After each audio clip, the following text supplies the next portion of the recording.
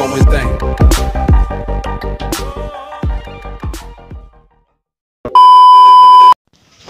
Assalamualaikum warahmatullahi wabarakatuh. Kembali lagi di Babah Fahmi Channel. Pada kesempatan kali ini, Babah Fahmi ingin menjawab pertanyaan yang masuk di kolom komentar Babah Fahmi.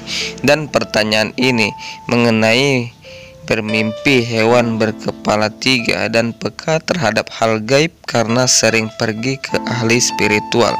Jadi sebelum membahas pertanyaan ini lebih lanjut, ada baiknya saudaraku semua dukung channel ini dengan cara klik tombol subscribe, like, komen, dan share agar channel ini terus berkembang dan upload video setiap hari. Oke, libas.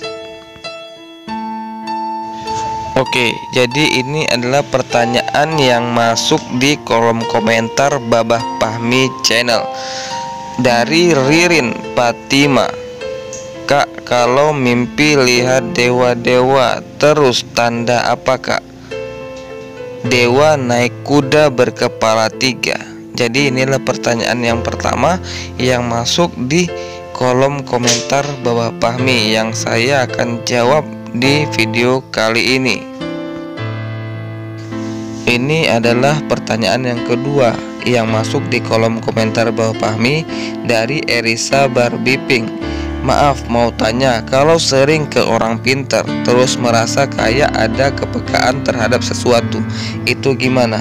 Jadi ini adalah pertanyaan dari Erisa Barbiping, tapi saya mengartikan kata sesuatu itu adalah kepekaan terhadap hal-hal gaib.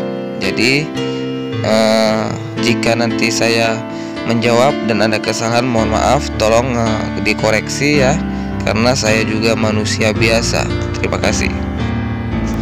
Membahas mimpi memang tidak ada habisnya, tapi pada dasarnya mimpi ini ada dua sumbernya, yaitu dari Allah Subhanahu wa Ta'ala dan ada mimpi yang berasal dari setan. Jadi membahas tentang mimpi yang ditanyakan saudara kita mengenai dewa dan hewan berkepala 3 tersebut agar segera untuk melupakannya, karena kalau membahas dewa dan hewan berkepala 3 rasa saya tidak cocok dengan kita bagi yang beragama muslim khususnya. Dan apalagi bahasa atau kata dewa, di dalam agama muslim tidak ada yang namanya dewa, tapi bagi penganut agama lain itu ada. Tapi karena saya juga muslim, saya tidak mempercayai hal itu. Makanya saya langsung berpendapat untuk melupakan mimpi itu, karena takutnya itu tipu daya setan atau jin jahat yang ingin mengelabui Anda. Lalu saya akan menjawab pertanyaan yang kedua mengenai kepekaan terhadap hal gaib karena sering pergi ke ahli spiritual. Dalam hal ini saya berpendapat ada dua hal juga.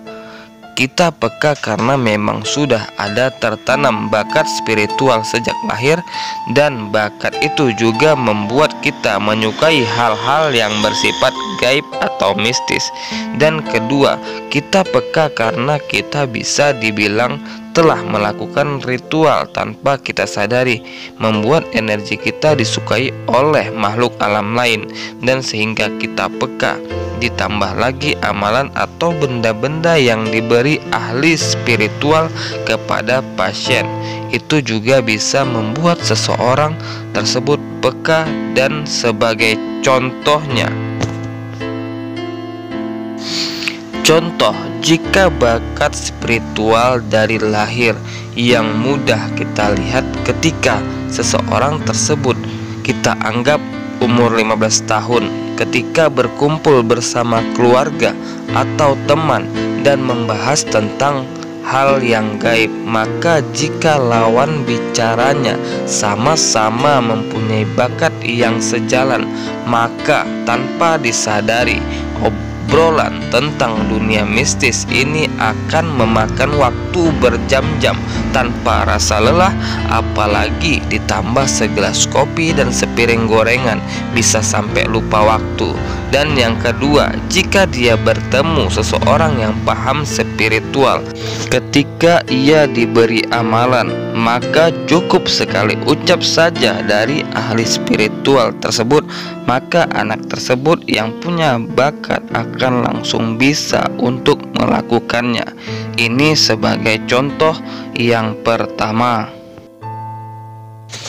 Dan untuk contoh yang kedua, karena hasil sering konsultasi dengan ahli spiritual karena amalan dan ritual lainnya, awalnya orang ini tak menyukai hal spiritual atau cuma dengar kata orang lain saja atau kata teman saja, tapi setelah dia praktekkan langsung dan merasakan efeknya, maka tingkat kepercayaannya bisa-bisa melebihi orang yang punya bakat dari lahir. Karena orang yang baru mengenal akan mempunyai antusias yang lebih susah dikendalikan, beda dengan orang yang sudah ada dari lahir. Orangnya pasti lebih bisa dikendalikan untuk masalah spiritual. Tapi saran saya, apapun yang Anda lakukan, jangan sampai membuat Allah murka, karena hanya kepadanya lah kita meminta dan memohon. Karena ahli spiritual ataupun dokter itu hanya perantara, karena Allah menolong hambanya pasti melalui perantara yang ia kehendaki. Jadi hanya itu yang bisa saya sampaikan. Atas perhatian saya ucapkan terima kasih.